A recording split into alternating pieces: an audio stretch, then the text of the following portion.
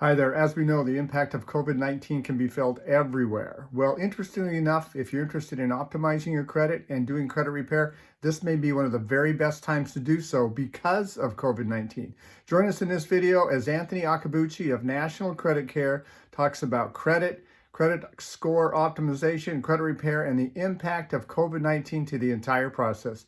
I think you're going to be like this one. From COVID on a credit perspective, kind of platform is really going to be a few different things. One is going to be, I'll kind of start with student loans. I'm sure a lot of you have read a lot of the U.S. Department of Education student loans have been deferred out until September. So technically client or students will not be taking on any late payments or falling into collection status during that time period. My advice, however, is to continue making those payments.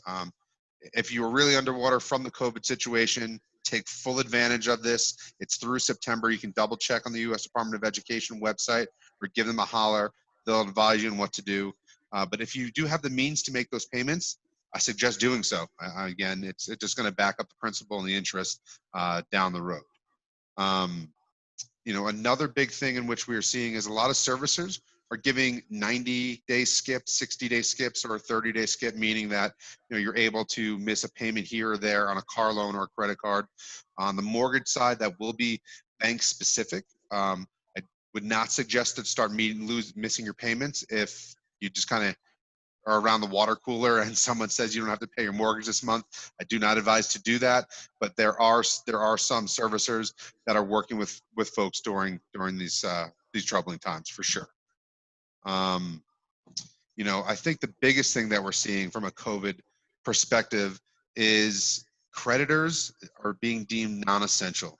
What that means is a consumer has the obligation to be presented verifiable evidence to tie them to negative information that is obstructing their credit score from being at that 620, 640 platform.